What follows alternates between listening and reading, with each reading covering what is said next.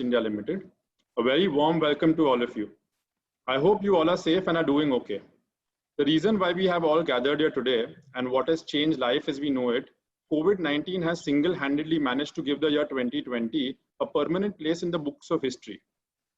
Many argue that COVID-19 is actually one of the most extreme black swan events of our lifetime. These are indeed unprecedented times that none of us have ever witnessed. Words like work from home, social distancing, digitization, reducing costs, etc. have become the new norm for all businesses. This is an extraordinary situation which will require extraordinary efforts. Essential has truly become the new luxury. Else, when would you find a car manufacturers like Rolls-Royce and Maruti making ventilators? Alcohol companies making hand sanitizers? Luxury hotels are getting converted into quarantine centers, and the examples are many more. This actually reminds me of the famous American politician Bob Riley, who once said, "Hard times don't create heroes. It is during the hard times when the hero within us is revealed." Friends, each and every one of us has felt the impact of COVID-19 in one way or the other, and the logistics industry is no exception.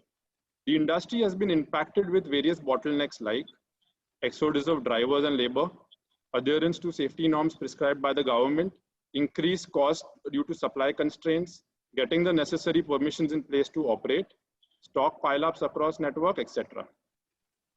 Even though none of us know what's next. The agenda behind hosting today's session is to collaborate and discuss the challenges that we all are facing and work towards common solutions that will help us overcome this situation. Without further ado, let us start today's session and first hear from our honorable guest speaker, Mr. N. Shivaselam.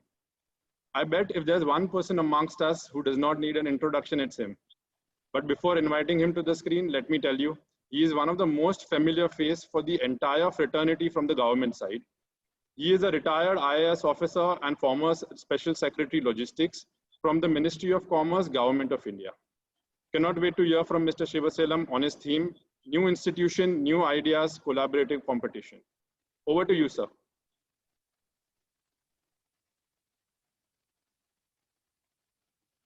Sir, you're on mute. So you have to unmute yourself.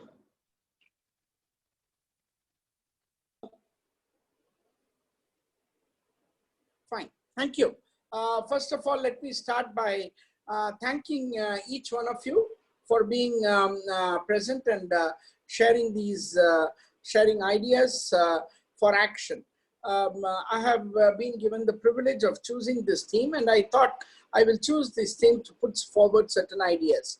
And I'm grateful to VTrans and its team, Ronak for the good introduction, and all of you for having made it to this occasion so that we could discuss things and take things forward. I would be happy if at the end of it, we are able to identify some layout, some roadmap by which we can carry forward some of these ideas. May not be in the same form, it could be in an abridged form, but which is acceptable to all of us. And that's the way I thought is the best way going, looking ahead. Yes, Ronak has already mentioned that going forward, we're going to see a lot of changes. And these changes, believe me, are going to be for the better. First of all, the way by which businesses are being done will change. And it will change for the better. Almost all of them, barring certain areas, I think, which we are not covering, I think most areas we are going to see improvement in efficiencies, improvement in the way we do things, and it will be better than what we are doing now in terms of both effectiveness and efficiencies. So that's what I would call the general way by which I would like to look at it. And logistics is no exception because logistics is particularly important for a country like us. If we are aspiring to be a great manufacturing country, if we are aspiring to be a great agricultural country, we need to have logistics commensurate with that aspiration of better agriculture, better manufacturing will require better logistics. It's important because if you have, these are all interconnected.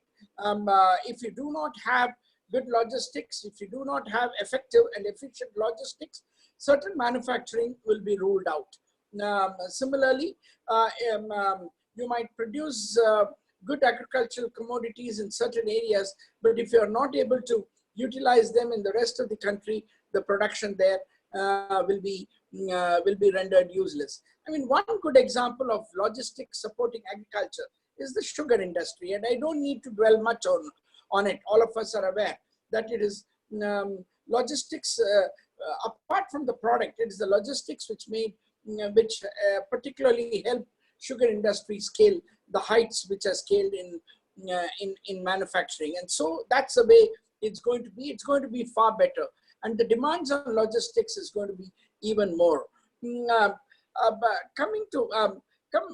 Since this is basically a forum for innovations and improved way forward in logistics sector, I will confine the ideas largely to the logistics sector, with the caveat that improved manufacturing and improved agriculture does require improved logistics. If logistics is not able to rise to the occasion, the dream of improved manufacture and improved agriculture may actually be a pipe dream, because it will not be able to deliver without these improved logistics. First, let me take the easiest things, the most obvious things. Yes, digitization. In a conference which I attended today, which I was witness to with wonderful speakers from the industry, I heard them with rapt attention when it was closed as to what are the what are the three things which people thought was important. Everybody mentioned only one, and that was digitization. That's in to stay. And mind you, they are not wrong. If they were asked to name 5 things, they would still name digitization, digitization, digitization, and digitization. If you're able to ask 10 things, they would still say the same thing, because that's an overwhelming theme which is going to come. And this is where I would say the first partnership lies. Digitization is a very easy thing to say, but most of us, we think that digitization means websites. Those days are 20 years old. It's no longer, digitization is not related to websites. It relates to transaction processing. It relates to multiple transaction processing of multiple stakeholders. So what we are talking about is platforms. And unless and until the digitization, the type of digitization which we are talking about is platform. And unless and until platform-based digitization is going to be organized, it's going to be difficult. Now, let me tell you one thing. It's very easy to say about platforms sitting here, but creation of platforms is no joke. It's first of all extremely costly. Individual institutions, individual organizations may not be able to afford it, how much big they might be, because it will not justify the investment in it. But collectively, let me tell you, it is child's play. 1,000 rupees from each one of you per annum can actually give you one of the best platforms on demand. And that's the way we must look at it going forward. We shouldn't be minding that who is to do it. You can have multiple platforms. You can always afford, if you are going to pay 1,000 rupees, let me tell you, you can actually, each one of us will be willing, each one of us in the business will be able to create and support 10 platforms so that there is competition among them. But it is essential to think on those lines and create those platforms going forward. It's fine that somebody may create a micro platform, in which case options for plugins must be available. And these are the areas I think logistics should take the lead. Because why I'm looking at logistics is an extremely fragmented, vertically aligned, or rather horizontally aligned industry. So you have verticals standing side by side. Therefore, a whole platform on which all these verticals have to stand is actually the theme by which we need to look forward. And that's the way, and when we are going to do that, it's possible that different plugins are possible, different industry-wide plugins are possible, different business concepts are possible, different ways of doing business are possible, and different client support mechanisms are possible. And unless and until we attempt it, I'm afraid that somebody from abroad will attempt it because it's a low-hanging fruit. Mind you, technically, it's a very low-hanging fruit. So it does not require more than a set of organized 100 engineers working on it, and you are having a platform. And I leave this thought with you and go to my next theme on what I would call on the theme of cooperative competition, what I would say in terms of accessing customers. Presently, even let us say the rail transport, road transport, it's a very, very fragmented industry. Now, I really don't know how my thing moves from, let us say, Coimbatore to say Jammu. But you have huge, very big entrepreneurs, but nobody runs all routes. Nobody can run all routes. It's a reality, and therefore you require a platform by which people are able to say, well, this is what I want to move, and this is where I want to move. Local, obviously, several people will have local local businesses because you operate in that area. But people are interested to have not only just local markets, but local markets, both local as well as global. And it is one way by which you can ensure that people, a person sitting in any place is able to import from any place of this country or abroad, because access is available, and you will also act as the last mile thing. Presently, that does not happen, and it adds, believe me, it adds tremendous logistics costs. Our last mile costs are something which is extremely high and adds tremendous, and all efficiencies of manufacturing or in volume-based movement are lost because of that. My third theme on this will be to ensure multimodality. Multimodality is a natural consequence of the first two items which I have mentioned to you. That is combined platform for a business platform and a combined platform for up to the last mile, or rather from the major centers. And if we are able to combine multimodality, that's where the gains lie to the people, because all what the person needs to know is he needs to know his first mile guy. Once he knows the first mile guy, that's it. I mean, and his first mile guy is always near him, and he is in a position to explain to his customer the how he is carrying it. How he is carrying it is determined by the first mile. He trusts it, and that's how the business trust builds up. Somebody like VTrans with LCL thing, many others like him in India, efficient LCL guys. You need to take the view. You need to take the plunge for multimodality, and that's where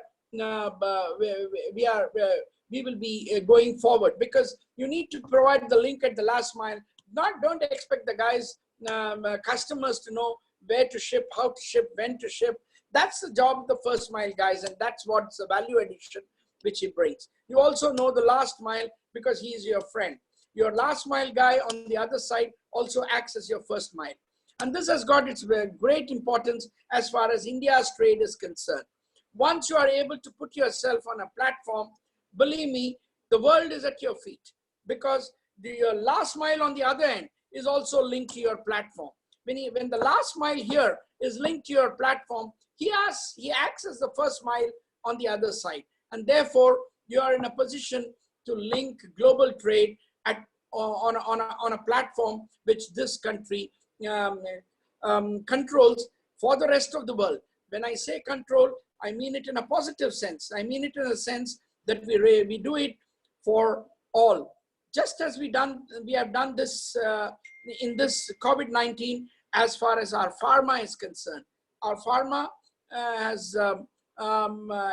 has brought us a great name abroad for being the support all over the world, as being a trustworthy support all over the world. And it is very essential that we can carry it over to the next stage, which is global logistics. So I would like to end with these 3 points, leave my other colleagues to add to it, and many more points can be added to it, which will add value to these 3 concepts, to the concept of cooperative collaboration. I had only suggested 3 of them in most general terms, so as to fit in all the ingredients which experts like you, practitioners like you, would bring to the table. And believe me, none of you is going to be frivolous on it. Each one of you will be able to contribute to it and make it work. And therefore, never underestimate your ability to contribute to this concept, because nothing is there in it, and all what you do will add to its repository and make it count. With these words, I thank you for giving me this opportunity to open this dialogue among all our colleagues, and then carry things forward, and then take it forward in a manner which makes sense to the business, and makes sense to the way India does its business, and also makes sense to global India businesses as well. Thank you. Thank you very much, sir, for your insightful talk. You've surely given us a lot of points to consider and ponder upon, especially on digitization, multimodality, and benefits of collaboration. Moving ahead, we have some industry veterans joining us to discuss how they are dealing with the current challenges and ensuring smooth operations even in this tough situation. This would be a discussion where we have Mr. Divyanshu Tambe as a moderator.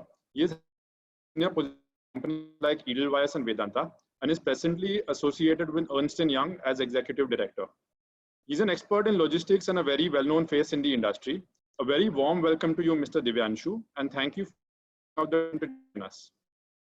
Joining Mr. Divyanshu on the panel, we have Mr. Umesh Madhyan, AVP Supply Chain and Transformation Coca-Cola. He has the distinction of handling one of the largest and the most complex supply chain in the country at Hindustan Coca-Cola.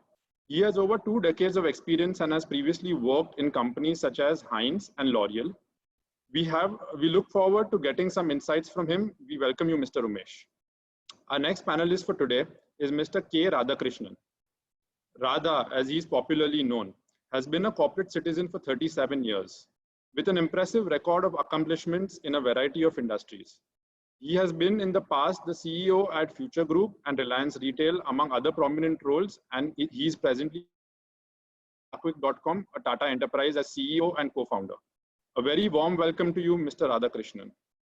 Our next panelist is Mr. Satpal Singh, who is the country head supply chain at Legrand India Private Limited, and has been previously with companies such as Reliance, Mahindra, and L&T, among others.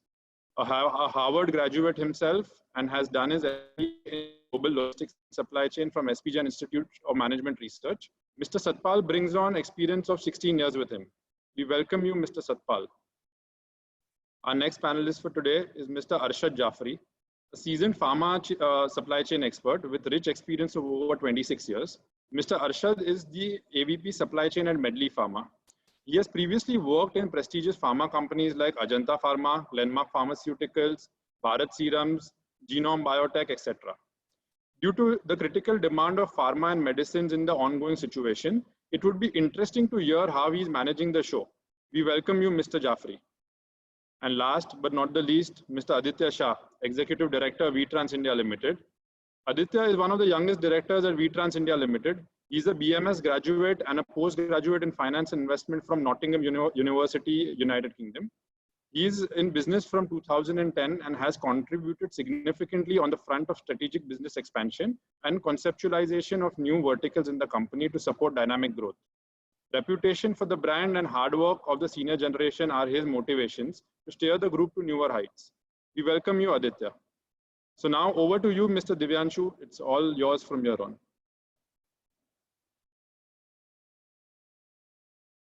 Hi. So good evening, everyone. All my fellow panelists and of course, all the people who have joined us online. Thank you so much to VTrans family for having me here. And I look forward to interesting discussion. Do expect some tricky questions because the idea is to have an honest conversation. We are in the middle of something extraordinary, and The idea is to connect and see how well we can take things forward from here. Last 50 days has been, they've been phenomenally different for all of us. Probably none of us thought that something like this is going to happen. So without wasting further time, let me first invite Aditya. Aditya, you've been part of the business for a long time, and you've seen some difficult situations. I'm sure you would put this right up at the top.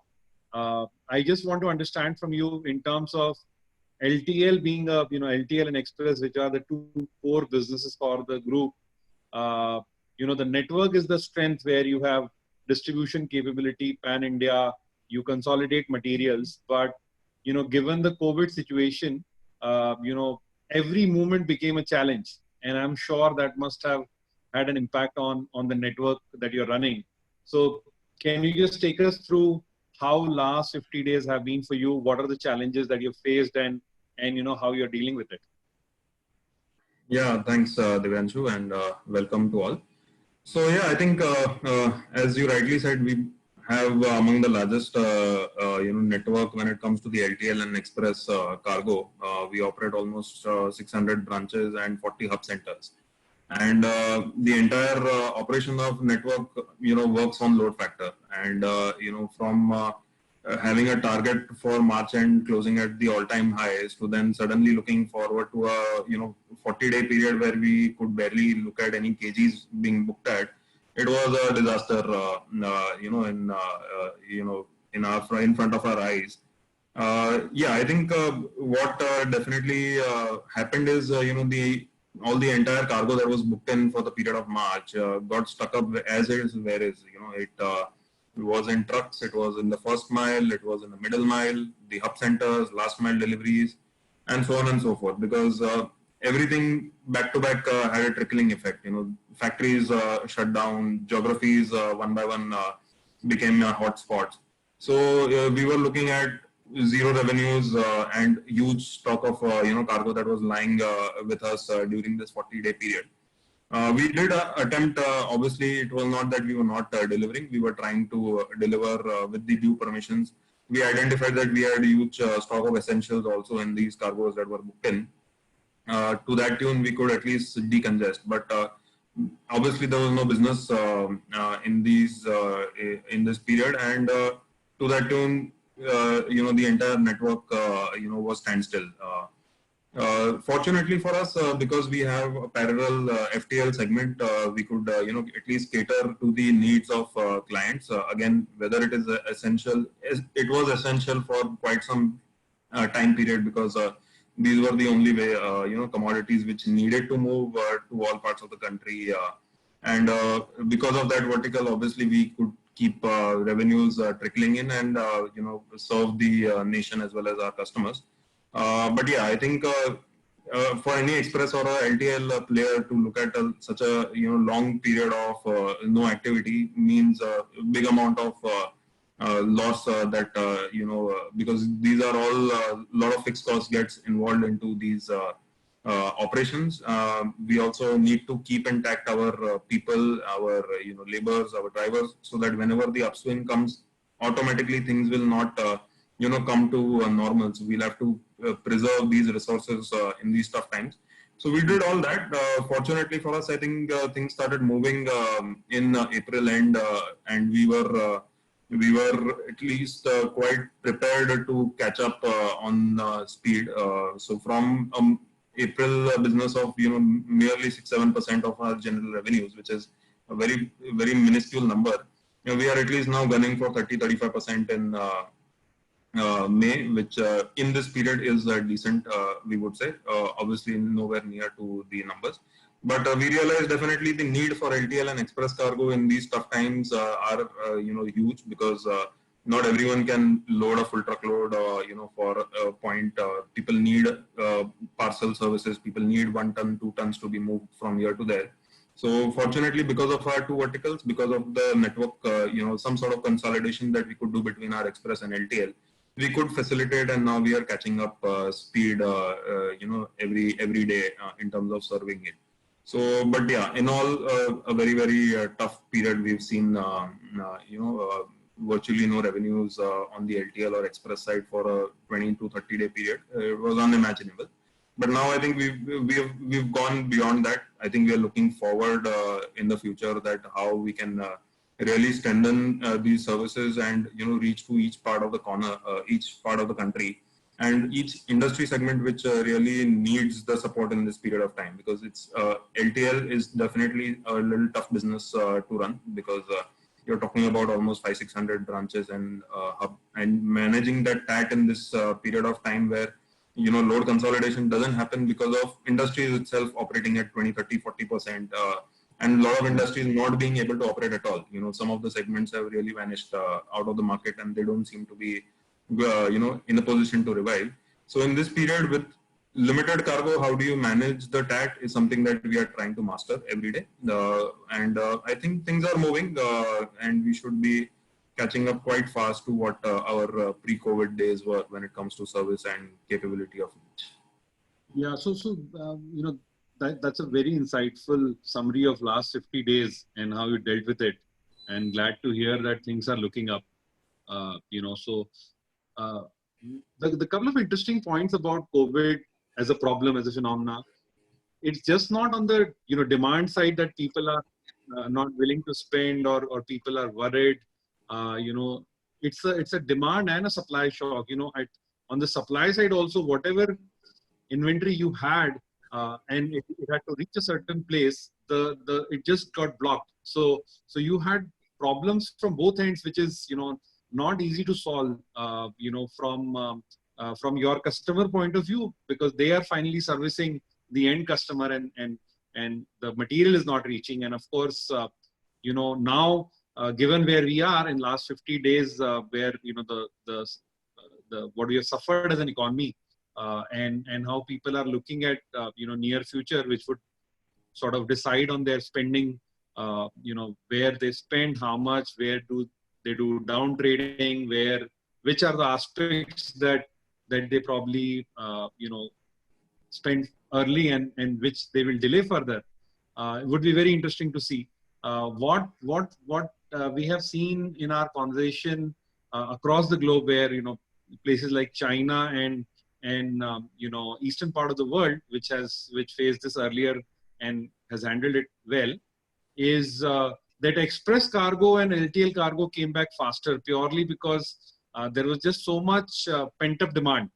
There are, I'm sure all of us have friends who were about to buy a TV or about to buy a few things which just got stuck, right? Whether it was phone, TV, etc. So one doesn't know what is the quantum of that pent-up demand, but one does expect that it exists. So once you're able to sort of get into the lockdown 4 and thereafter, where supplies sort of disruption becomes minimal, I do hope that the revival to the pre-COVID level are faster.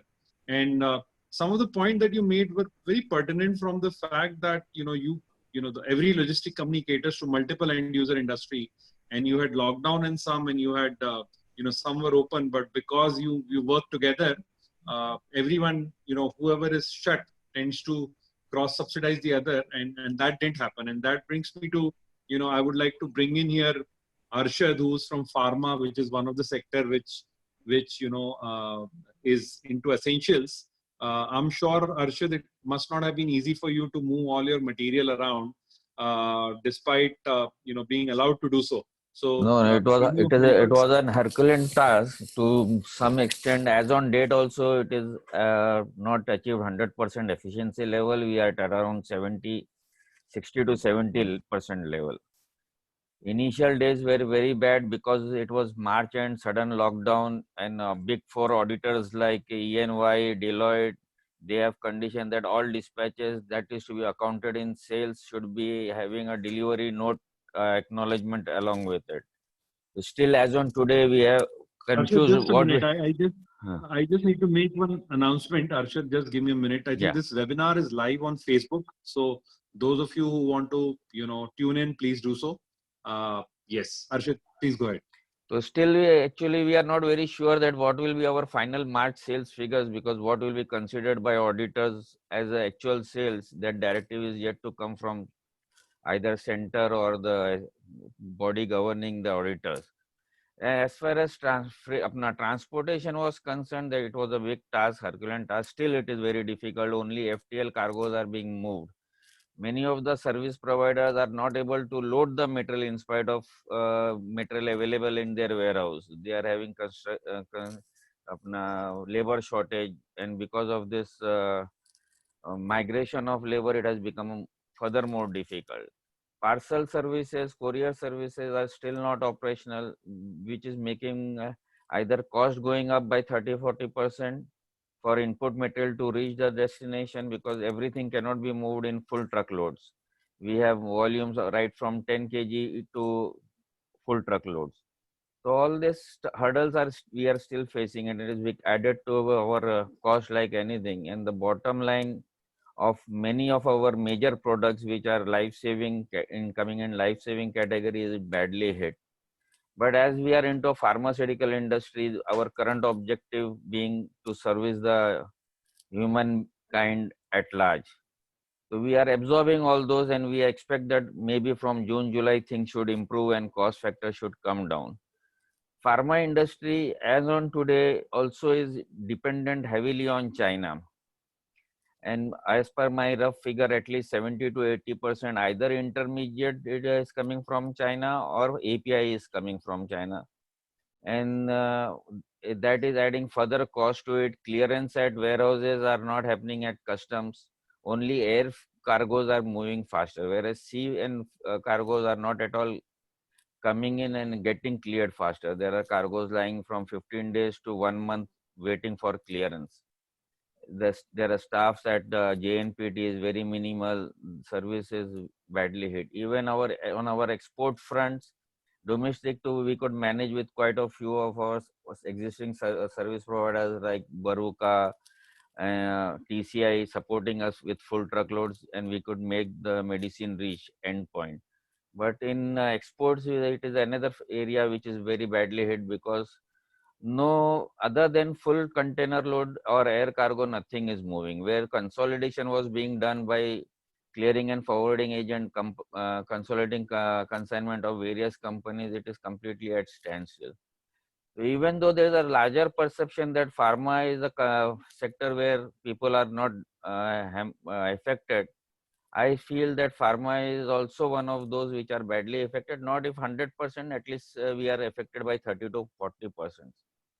In spite of we producing the goods, because April was starting, we had jacked up our inventories at depots. We could survive April, but the sale impact from CFA to stockists had been nearly 30% on our top line. So overall, the scenario as on date is not very favorable to the industry, but we hope that with lockdown 4 coming in place and some restrictions getting relaxed, things should be better. That's good to hear, Arshad, and I get you that while on the face of it, it looks like that pharma would have sailed through, but there are clearly problems. There are multiple because of problems. the interconnected nature of. In fact, our productivity is not only logistic, production and productivity is hampered, because we have to maintain social distancing.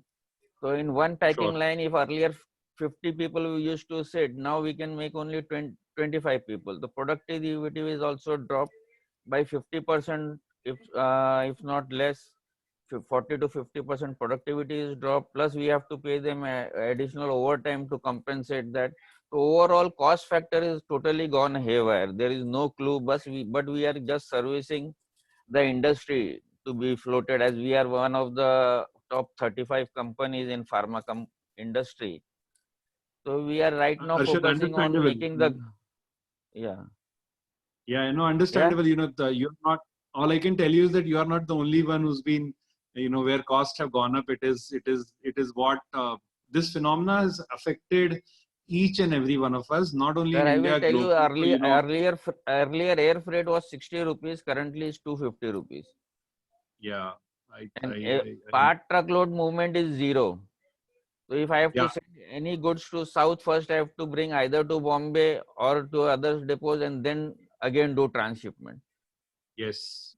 No, we are aware. Some of it we obviously captured with some of our client, and with Aditya tabling the problem that both Express and LTL faced, and But you tabling the problem. as sir suggested, if Yeah. Apna freight and forwarders make a platform where all the companies can log in with their loads, if we have We'll so come much, there. so that would be We will come there, definitely, Harshit. that is a very good suggestion given by sir. It would definitely help us. Sure, sure. So I think after hearing the problems at the logistics service provider side from Aditya and from your side, Arshad, on the end user, let me try to get in Umesh, the solution man. Yeah. He would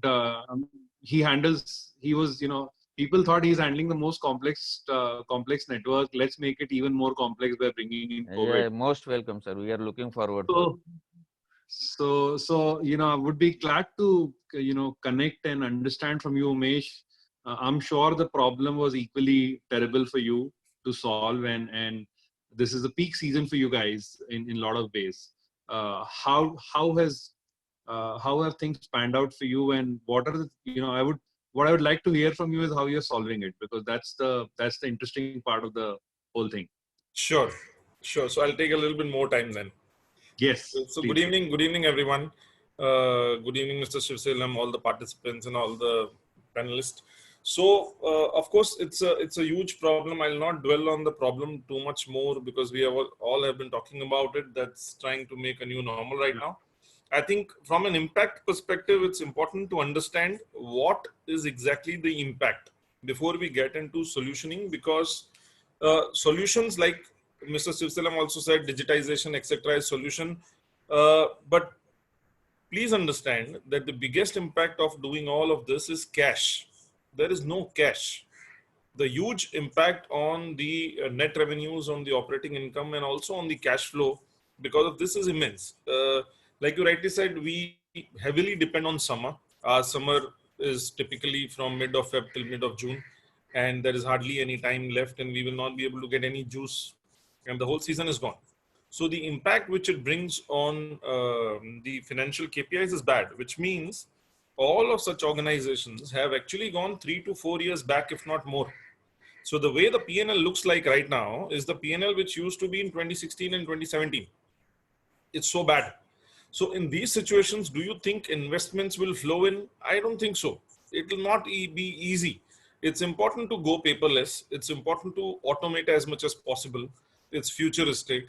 There is disruption, industry 4.0, all of it. But where is the cash? I don't think people are going to get that. So that's one impact which people need to realize. But I still feel that there could be organizations which would come up with interesting solutions like the Bolt or the TCO or the lease options, where we can exactly get into some partnership with the OEMs and implement solutions which do not get into cash flow or capital. I think that's something which solution we are trying to look for. We are in a process of negotiating automated warehousing solution with a partner with whom we are trying to negotiate a model by which we actually end up paying nothing during construction and installation time. And we pay them only after 12 months when the system is about to go live on a TCO model for 3 to 4 years, and they run it for us. So it's like a TCO kind of solution which we're trying to work upon.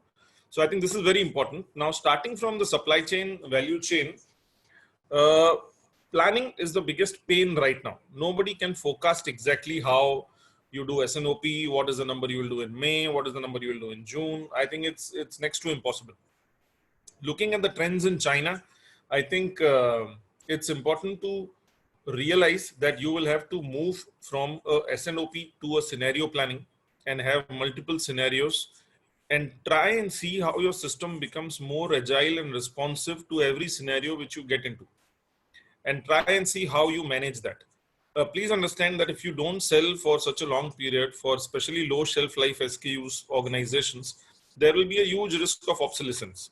There will be a huge risk of inventory which you have, which you right now can't just sell. You have expired about 70% of the shelf life during the COVID period. So the biggest solution could be where you try and rationalize the range. We are moving away from temporarily, very, very temporarily, from the strategy of having a share of throat, getting into newer SKUs, trying new products, towards getting into refreshment only right now. So we are rationalizing significantly the range and trying to ensure that we keep very limited range, which is very much under control, in terms of channels as well as in terms of your ability to forecast and sell.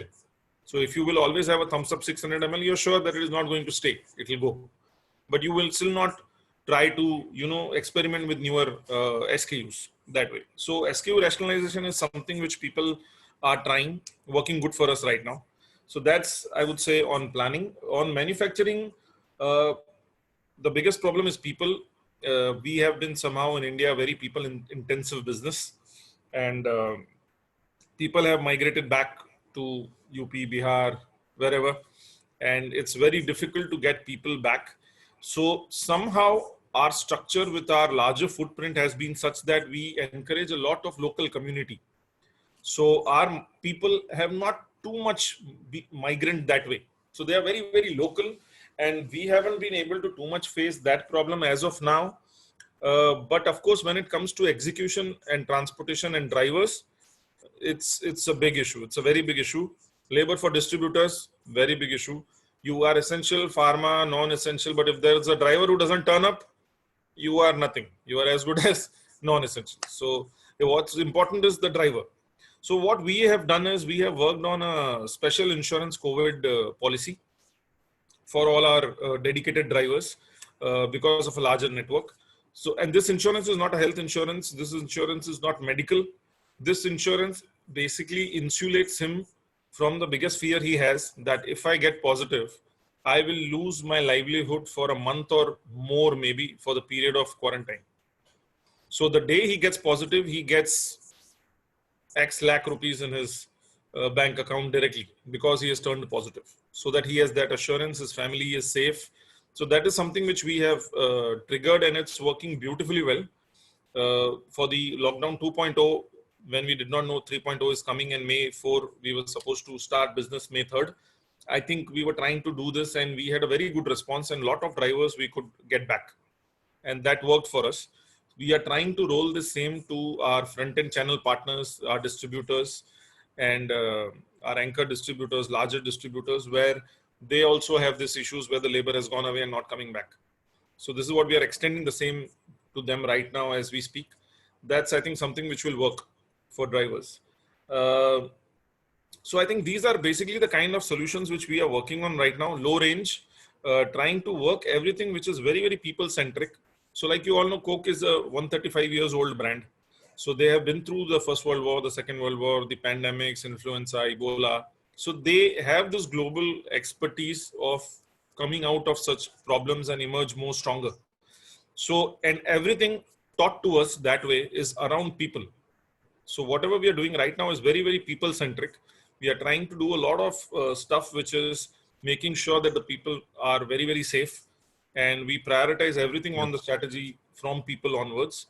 One last thing which I would want to add on digitization is, I think moving to paperless and moving to solutions like RPA, which are exactly not too much capital intensive on day one, is something which will definitely catch up in H2 and going forward, because this problem will remain about 6 to 18 months.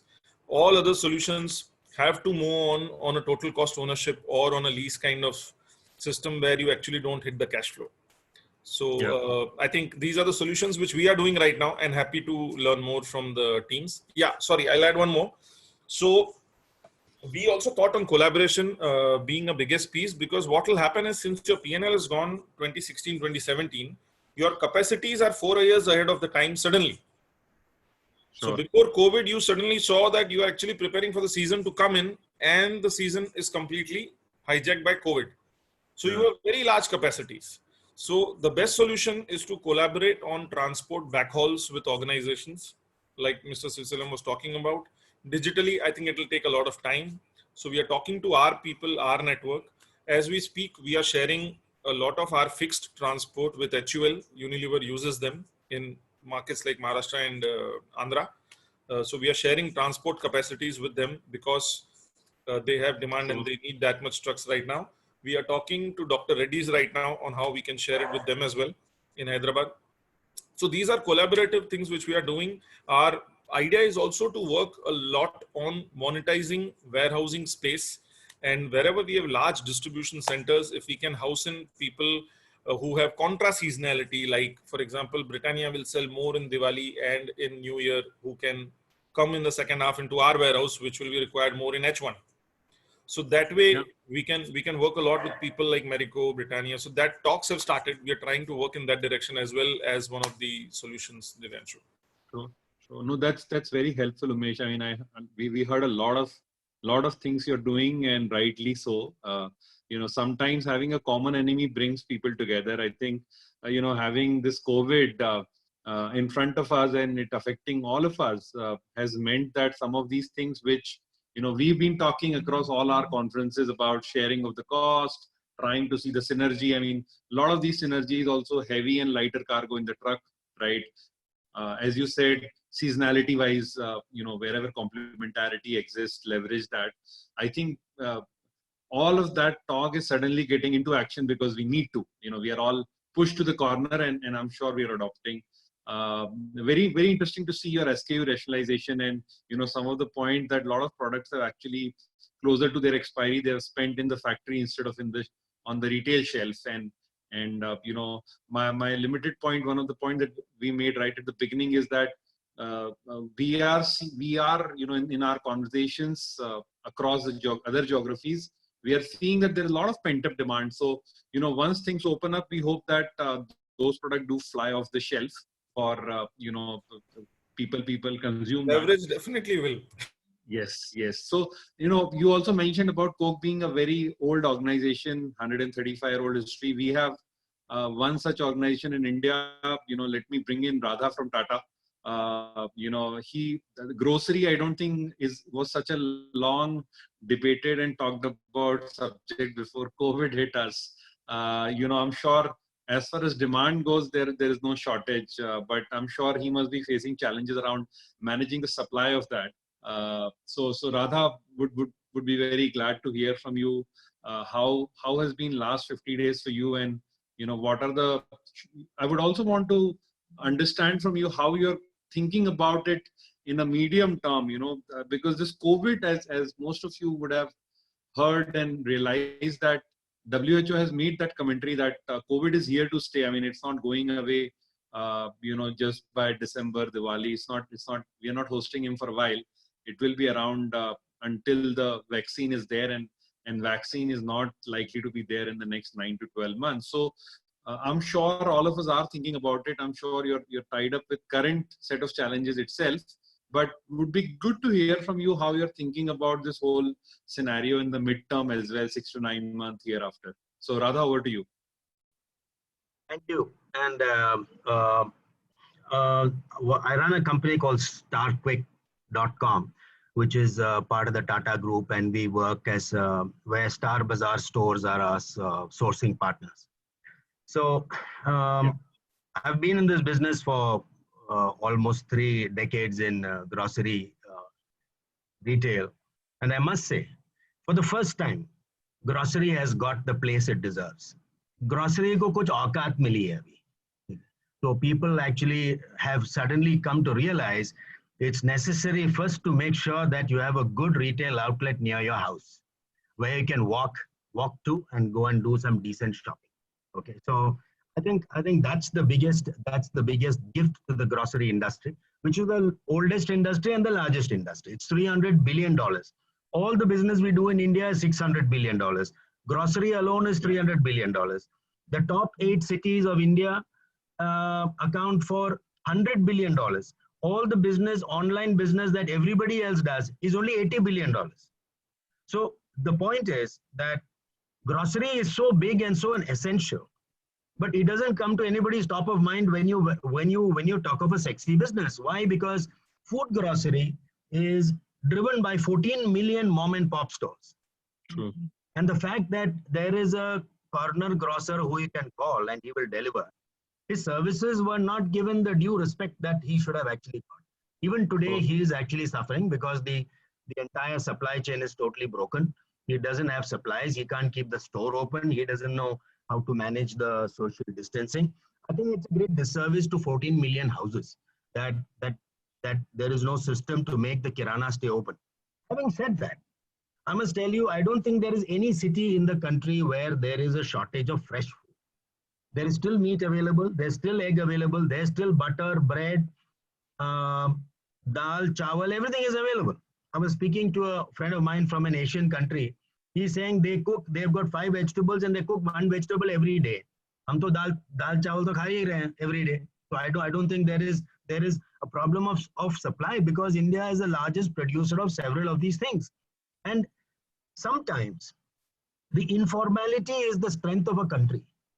The fact that we have a mandi in every city is actually the largest warehouse of fruit and vegetable, the largest, router of fruit and vegetable. Let me give you some numbers. If you take Bombay city, fruit and vegetable alone, the total sale of fruit and vegetable alone is 3,000 metric tons a day. All organized retail together does about 150 tons. And where is that being sold? It is being sold from the mandi, from the farms in Nasik and Mancher. It comes to the mandis. From the mandi, it gets redistributed through an informal process. That is why you and I are eating vegetables today. There is no problem with the informality. That's the reality of grocery. That there is plenty available. There is no shortage available at the producing level. Even today, we are buying from the farmers. We're buying directly from the farmers, like we've been doing for the last several years. Those farmers, they are getting paid on time. Our problem is that we can't keep our stores open because there is a lack of clarity as far as policy is concerned. So food is essential, and I think it will get a new meaning in people's lives. With regard to our business, before March and month of April, business was down 80%. On the 2nd of April, I went to a store which has 23 associates. There was only me and another associate. There was only one person. But the courage of the people who are on the ground, nobody ever said that I am scared, I'm not going to come to work. Everybody said, sir, give me a pass, I will come and work. We have built up the entire force in just 23 days. Our business is back to 150% of what we were in March. I think we will go to 200%. The only difficulty is that the people who are staying around the store, our sourcing strategy of people changed. We started taking people who are within 4 kilometers of the store so that they can walk to the store. The police were very helpful. They actually gave us passes because you're part of essential services, and the name of Tata really means something at some level. And therefore, they were able to come to the store and actually work. It's actually miraculous how this supply chain and people have converted to online so very quickly. There were people who were doubtful whether they will buy online or not. Kya anda theek se milega kya? Mil raha hai sabko acha. So people have all moved online, and they have adopted online like fish to water. And sometimes large companies are completely inflexible in their mind. COVID has made several large businesses humble. And you've got to look at how business must be done in India. And India will have all these problems. Looking forward, the next 3-4 months, I think the grocery industry problems will be resolved. Bangalore is already much easier to do the business. The shops can remain open. Social distancing will be a problem because the amount of throughput that you put through a store will obviously decline. And therefore, we've actually gone into another mode of thinking. We've using our tech people, who are a handful of 15 to 20 people. They work from home today. We evolved a new system of actually doing online. You order from home, you drive to the store, you pick up, you put it in the boot of your car, and you go. We started developing that on the 1st of April. On the 22nd of April, we launched it. Today, almost 20% of my business actually comes like that. People are driving up either in their scooters, on their app. We are giving address to a policeman, an essential permission which is given by the police for him to remain out of his home from 3 o'clock to 5 o'clock to come and collect the grocery, and we send him a pin. He can follow that and come to the store. 20% of my sale is actually coming. Okay, and that number has gone up. That number has gone up from, or is it stable at 20%?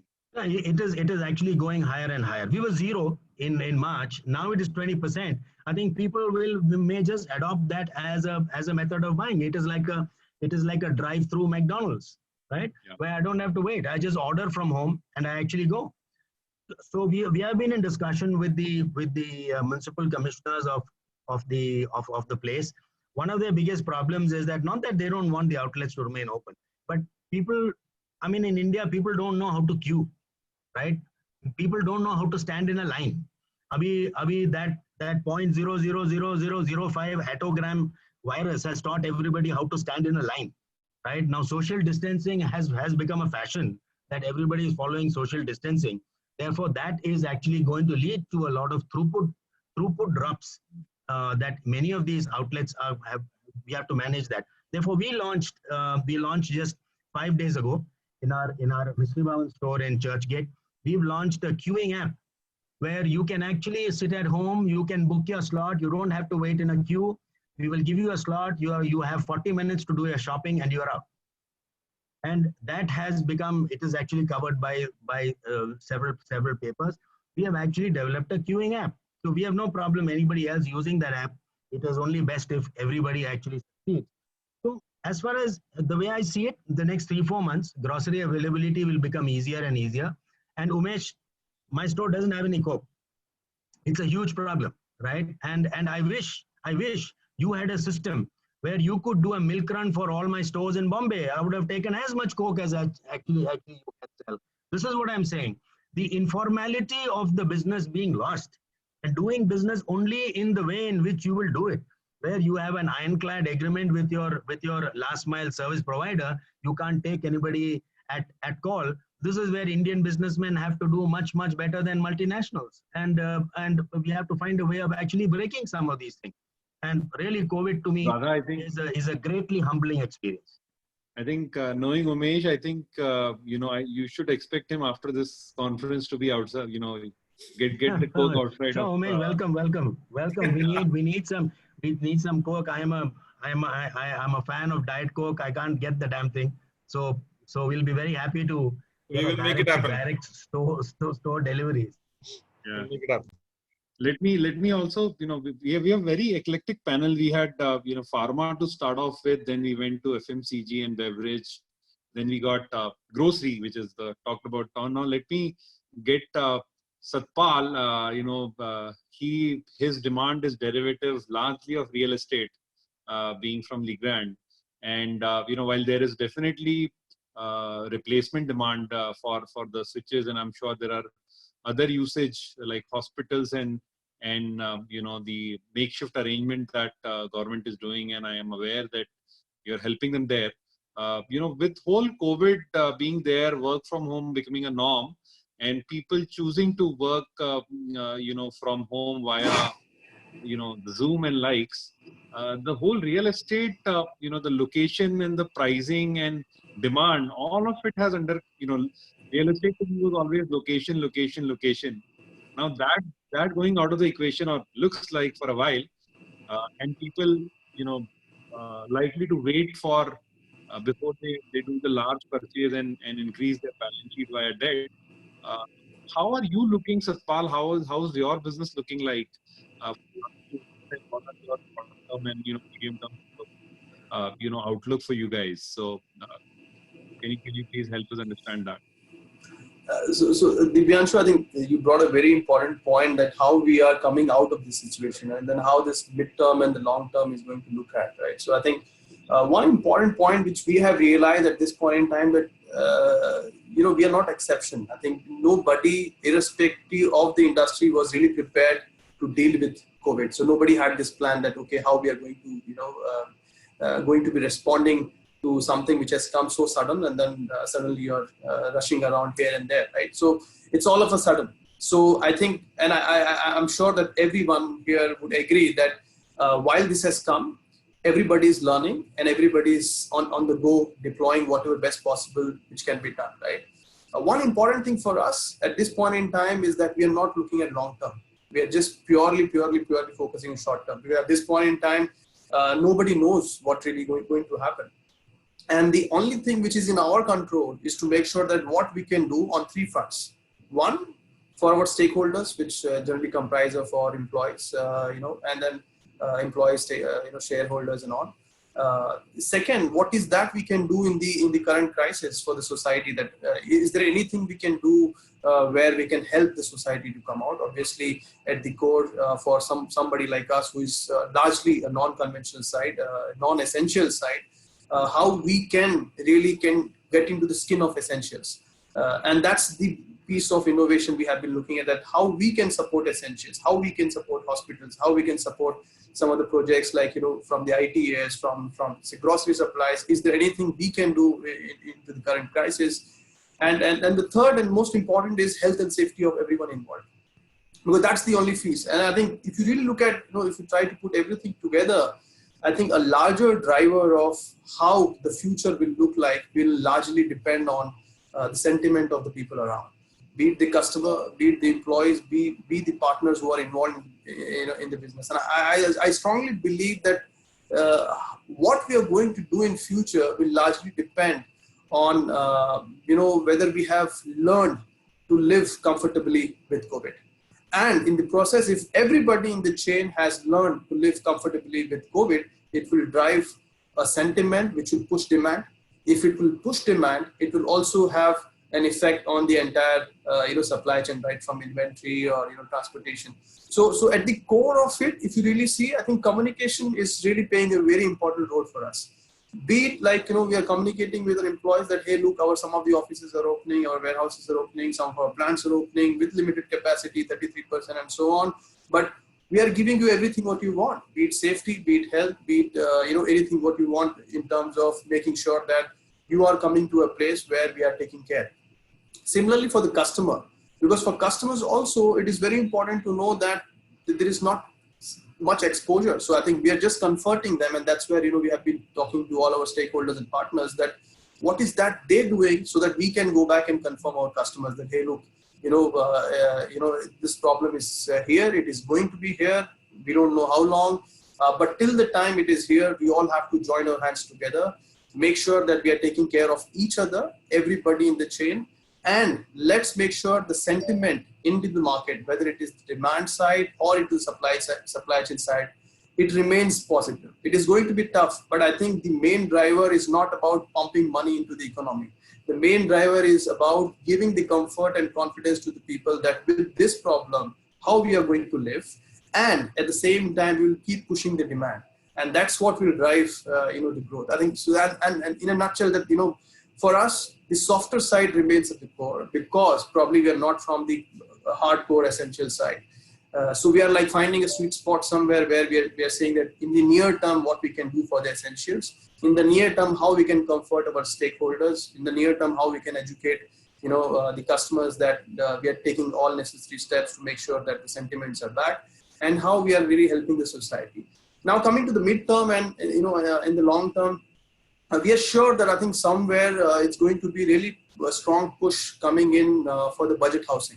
For a particular reason that we all know that how this entire crisis has driven, a lot of people, into a difficult situation. And then people have started thinking about whether it is a big or small, but we must have homes, right? I mean, where we can stay safely, and then if there is such kind of crisis which is going to come in future, we are not really left to move from one place to another and so on. So that's really going to push a lot of demand for budget housing.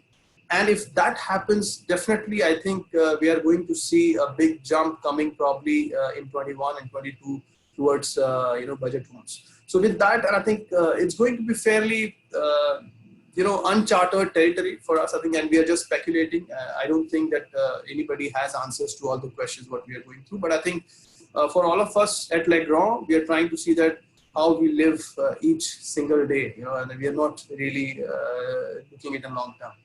That's no, Satpal, thank you very much for that perspective. I think, sentiment is underestimated. I think finally, a lot of things that we do are driven by how we are feeling, and having that positive sentiment is extremely important. And I agree with you with a lot of your points around the affordable housing and demand thereof. And I do hope that somehow that definitely pans out for you for the medium to long term. Absolutely. Real estate is sort of a place where many books you read, globally 40 to 50% of the wealth is parked. So Yeah. real estate doing well is extremely important for the economy to continue doing well. As you double click on real estate, you realize that lot of other demand is actually driven by the real estate demand, and we want that demand to be back for the the growth of the economy and for other allied sectors do well. So we, great to see that sentiment is on top of your head, and today invest in society in getting it to a better position, and hope uh, at a later date. So Sure. Thank you. just go ahead. Yeah, no, thank you, Divyanshu. I think just one point I think probably I left was while we were looking at the demand side, there is also a one portion specific to India as a country is that we have to, a big portion of resources linked with the construction as an industry, whether it is infra construction or real estate or commercial. So I think somewhere we also need to think that we need to get them back. So though the situation has not been favorable, and then sooner or later we need to get them back. I think it's not just for the business, also for the community. It's very important that these people should come back and then start contributing into the economy and for the well-being of overall society. And I think it all goes hand in hand. And I think somewhere it will play a big role in terms of reaching out to the goals. We all are seeing that someday we'll go back to the malls and we'll go back to the normal lives. So let's see how it goes. Yeah, absolutely. I mean, Satpal, right at the beginning with other panelists also, we had that the shock has been on both sides. The migrant laborers are not around. So the supply side problems across, whether it is construction, whether it is infra or real estate construction or people handling the warehouses. I think Aditya has something to say. I think let me just quickly go. Yeah, sorry. I think just Mr. Arshad would want to be excused. So we would have liked to have him around, but I understand, not Arshad, please take care. I know it's a Ramadan time. So thank you for being with us. Thank you. It was a nice interaction. I will wait for more updates from your side. Thank you. Sure. Thank you. Sorry everyone. No problem. And Divyanshu, just you can announce on the Q&A. People can mention the questions on the Q&A section. Then you'll get filtered questions which you can post to the panelists.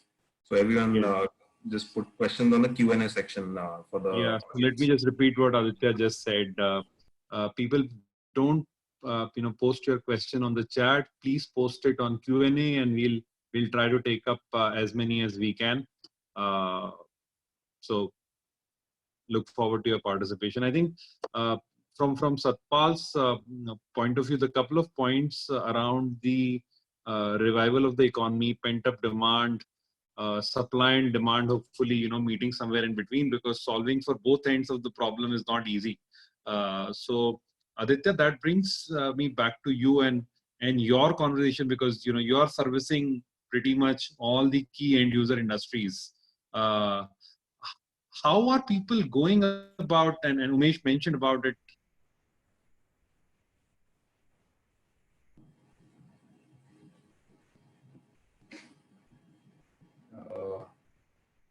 typically sense of how the next month is going to look like. But today, are also limited by the policy from the central government and state governments thereof. But how are people going about demand planning with you? How are they telling you where to pick up loads from? I mean, which is not a question typically, because things are stabilized, but now with whole disruption, how are people thinking about bringing their network back, or you bringing your network back to normalcy? So, see, I think most of our clients, and we've been fortunate as a group that we have a very diversified industry, participation when it comes to our business. We are not skewed on any one industry, more than 15 or 20, 18%. So, in a good way, at least the PTL or the express part of business keeps running because of the support. But obviously, most of the customers and the segments that we've spoken to, I think we're not getting sense of more than 50% from anyone in terms of, you know, the original capacities, at least for a short period like May and, you know, June, maybe tops 60%. That's the kind of view, and that is their capacity, which will be, obviously we are not the sole service provider, you know, to a lot of customers. It's shared again among and sorry, just to make that more granular, are you getting these you know, the demand or cargo flows at a lane level, at a regional level, or how are they going about it? Because I'm sure that's an important input for you to plan your network. Of course, of course. So when we interact, you know, typically we would want a lane-wise bifurcation, because that's how the entire network, you know, would be optimized or run in the best capacity that we can. So we definitely target talking to customers right now. There are a lot of in-depth, you know, discussions that are going with them in terms of which lane, what tonnage, which week, you know, and how will the staggered way in which the you know, inventory will flow during the month or end of the month. What are the, you know, ways and means their factories are going to operate? Because one important thing, as rightly said, the migrant crisis is going to affect the industry to a larger extent, where there is, you know, a lot of labor being deployed, and these guys, you know, walking out will definitely have an impact on, you know, various parts of the country. So we definitely are getting granular data, and hence we are able to plan the supplies accordingly. In fact, we are also trying to go one step further and, you know, plan joint, you know, milk runs with our customers, so that if we have planned for X lane on a particular day, we want most of our customers who want to participate on that lane be aware that, you know, there is a definite service that we are going to be able to give on so and so date. So it's I have to cut you here. I'm sorry. I'm also cognizant of the time. We just have 10 minutes left. So let me quickly get a, you know, I would have liked this to be a longer session, but, you know, we have 10 minutes left, and of that, last 5 we want to utilize for Q&A. So let me quickly get Umesh in on how he is planning to do his, you know, demand side. You know, SKU limited, you know, limiting SKU was one part of the equation, but you know, just given the whole dynamics around COVID and how things are evolving fast, how is next 1.5 months, Umesh? What are the couple of things that you're keeping your eyes on? Okay, so I think one pattern which is very evident is that there has been a shift from general trade to modern trade or e-com. That shift is very drastic, and that brings in a lot of pressure on redesigning your entire supply chain. Like, for example, Radha just mentioned about Reliance. So when you are actually equipped for a bulk dispatch from your manufacturing facility in Bombay to a DC, where Reliance is expected to do a milk run or a delivery to the store. Now that deliveries will have to get into some collaboration, some collaborative way of solutioning to meet the demand. For example, we are trying to tie up with Dunzo. We have tied up with Zomato and Swiggy, and we are also trying to have some solutioning for dispatch with other kind of break bulk dispatch partners like Lalamove, Elastic Run, etc. So that is something which we'll have to aggressively do, so that we can meet this demand and try to make yourself more capable of these different channels, because it's whole wiring of your system, where more than 80% upwards of business was getting into bulk trucks to distributors. And that's the business which is affected the most right now, because even if you have permission, it is not easy for you to ensure that the distributor gets permission, so on and so forth. So I think it's very important for us to do that wiring. So we are right now busy doing that and absorbing that change on how exactly do we have this channel change. And more so from a very short-term perspective, 1 to 2 months, the scenario planning which tells us is that by 4th week of May, we should have a significant improvement in this whole process, the way red, orange, green zones are evolving. And we should be able to do a number which was close to our business plan number. From there on, I think season little bit, we will be able to see let's say till June, mid-June, till the time we get rains, depending on the geography. But beyond that, I think it is anyways too less season for us. So we are not having that much of sight right now. So we are just more focused on those 3 weeks if we are able to crack it. The volumes in the south, let me tell you, are extremely surprising.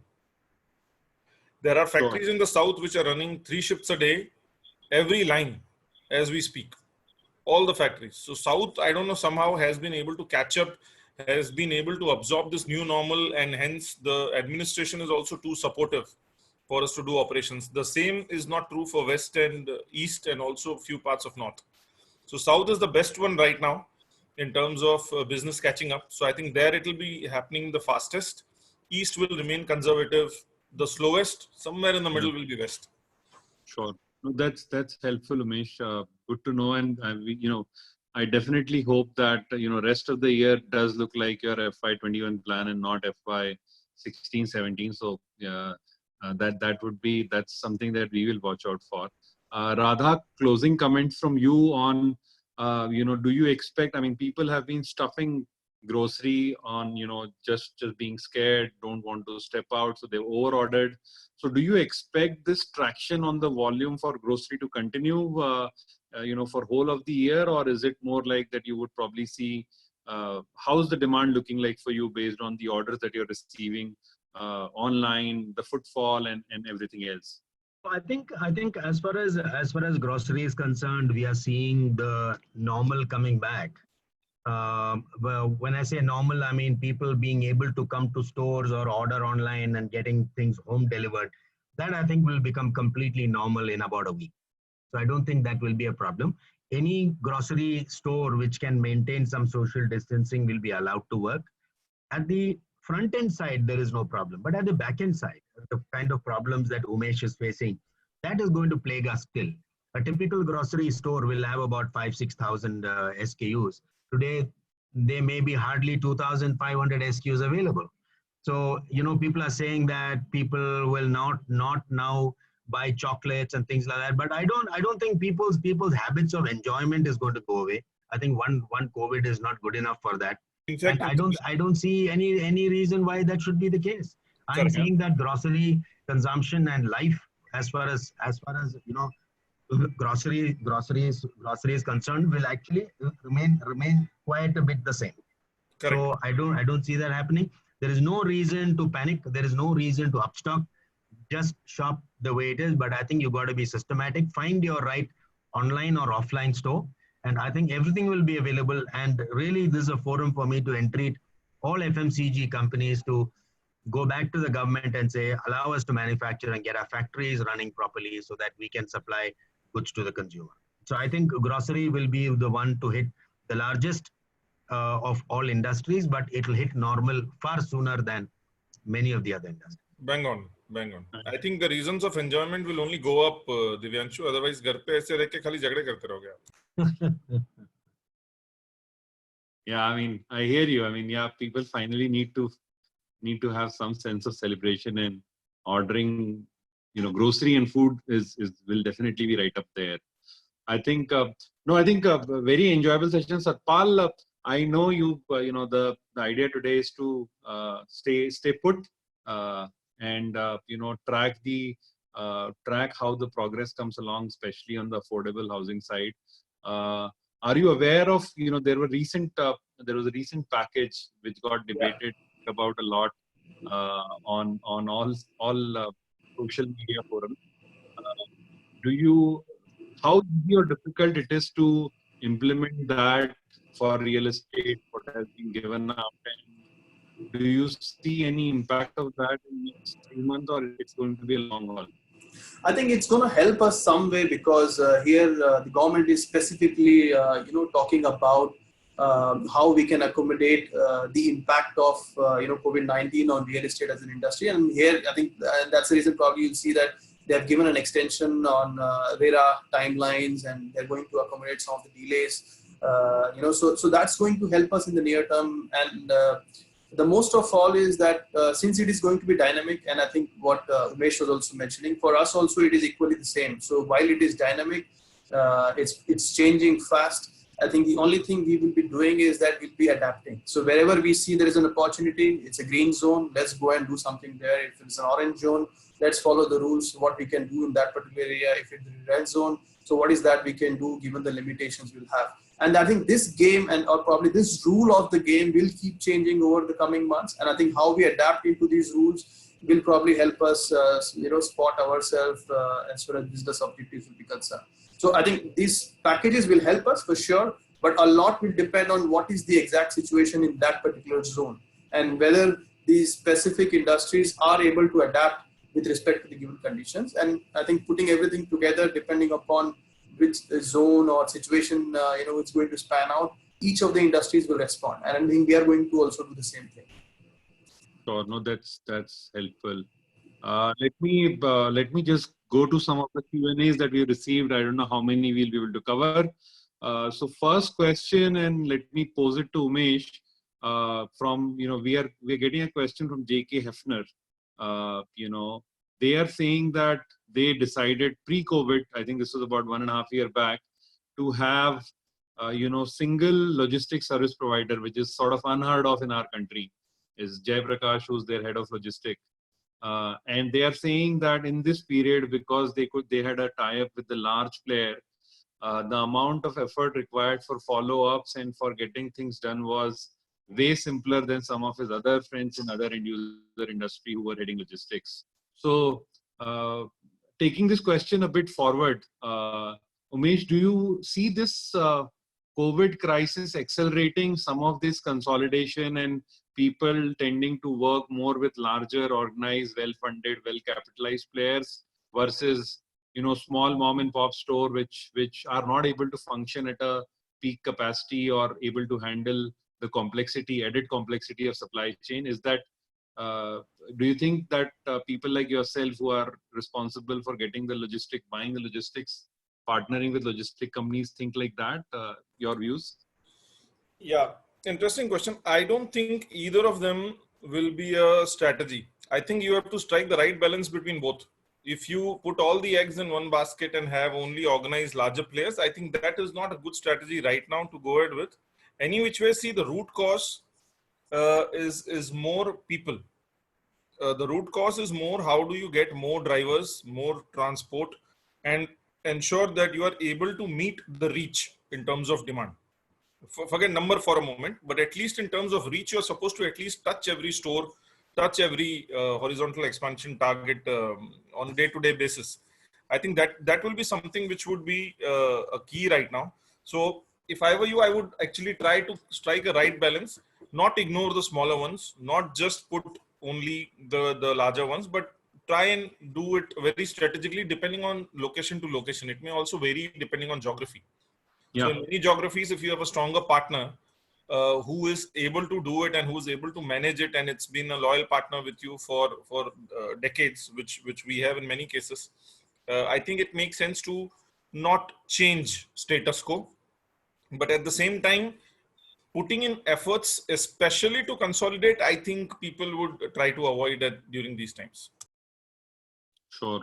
No, that's a balanced, I think, fair point. I mean, it might have helped one organization, but of course, you need to see how big is your network. Can you actually outsource it to one person? But some of the other conversation that we are having in this with our clients does tell that people are now more inclined to work with larger players, well-capitalized players versus smaller players. I mean, of course. Priyanshu, can I make a comment? Yes, please, Radha, go ahead. I think one of the most significant changes that will happen in the post-COVID time for the last mile logistics supply chain is that I think there'll be a total redefinition of what digitization means, right? And one of the things that in any company that I have worked in, I have always tried to see things must be paperless and errorless. I don't know how many companies in India, if you were to poll, can say that they run a paperless business. See, paperless is not about saving paper. It is about setting systems which takes data from the paper to the digit. Today, the largest problem India has had in the COVID thing is that the policeman is not digitized. He doesn't have an app when he's standing at the Naka to read which person he should allow and which person he should not allow. True. The largest change that is going to happen, and if you're not doing it, then you've not learned anything from the crisis of COVID, is what is the digitization between three big entities: your supply chain managers, your vendors, and your consumer has to be totally paperless, errorless. Even now, FMCG companies do not put a unique case number on their master cases. Why is that? Don't you want to know where that case is in India? Yeah. I happened to meet a chips manufacturer, one of the largest in the country, and I asked him, how many cases of chips do you have in India, across the whole of India today that you have manufactured? First of all, he couldn't give me an answer, so he hazarded a guess. He said, I probably have about 200,000 cases. I said, do you know where it is? He says, yeah, I know where it is. But I said, do you know uniquely where it is? Do you know the FIFO of your 100,000 cases? No FMCG company in India is thinking digital. No supply chain manager is saying, I am ready to take an ASN. I am prepared to do a pre-GR. I can do a GRN without a paper. I can make payments online. Everything will be scanned in and scanned out. If that does not happen, we wasted the biggest opportunity of our life.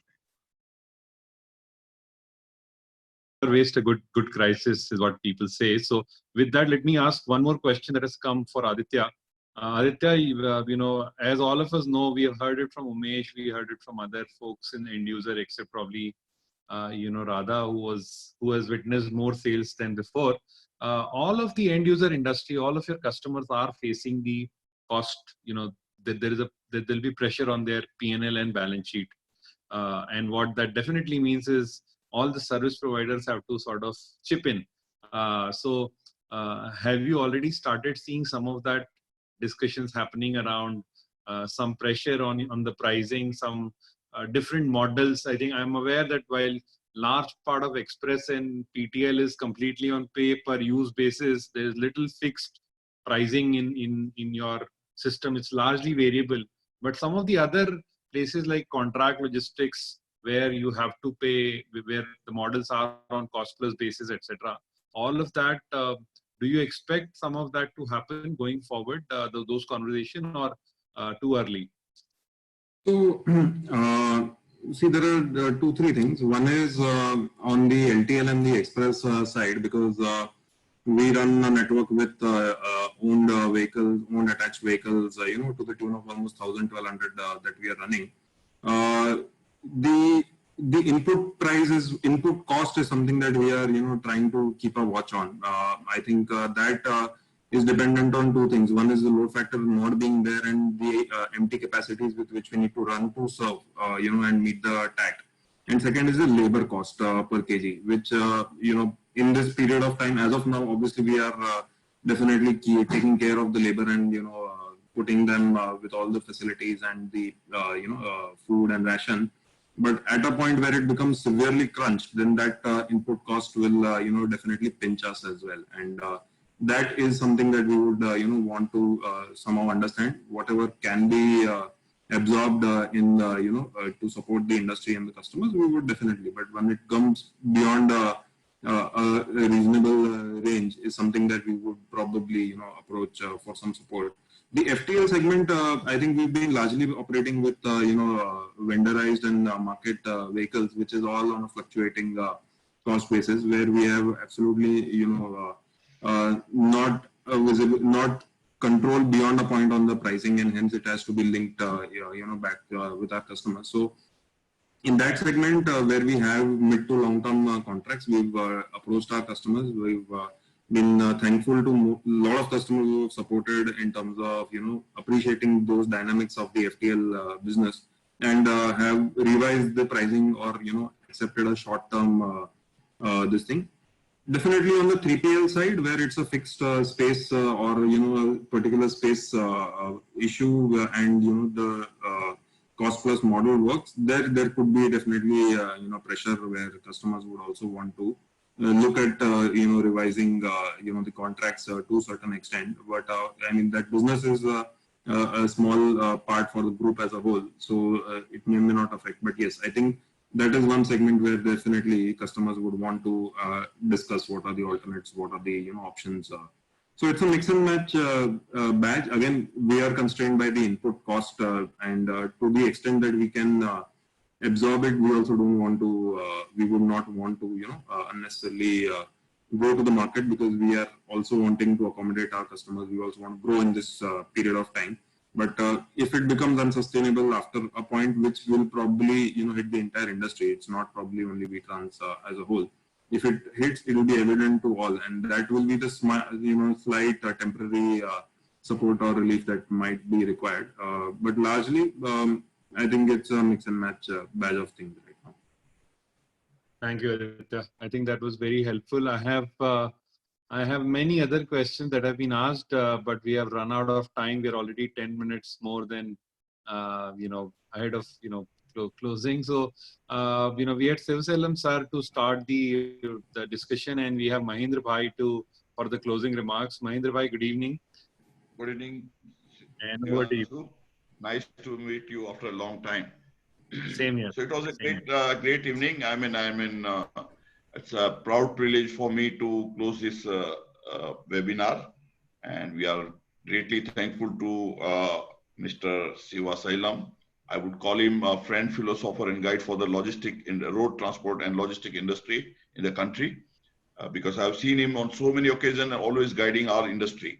It was, very nice of him to spare time to address as a guest speaker.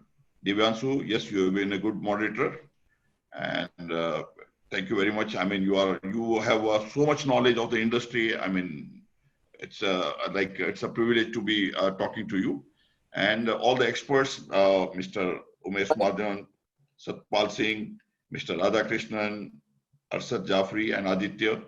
You all given a lot of inputs, and some of us like Aditya and Sir Sivaselam, they were on this side of the table, and rest all the other side of the table. So we got a lot of insights.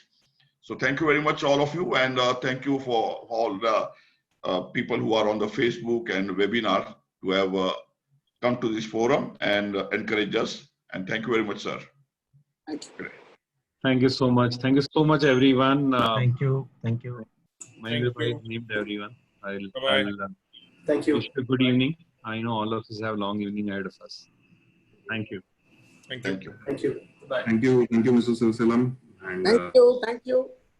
thank you. Nice hearing you. Thank you. Thanks, Umesh, Ronak, Divyanshu, Satpal. Thank you.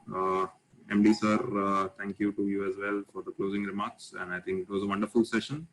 Hope to connect with everyone again. We'll keep sharing ideas and be connected. Thank you. Everyone. Thank you. Thank you. Thank you Bye. for joining us. Thank you. Bye. Bye bye. Bye.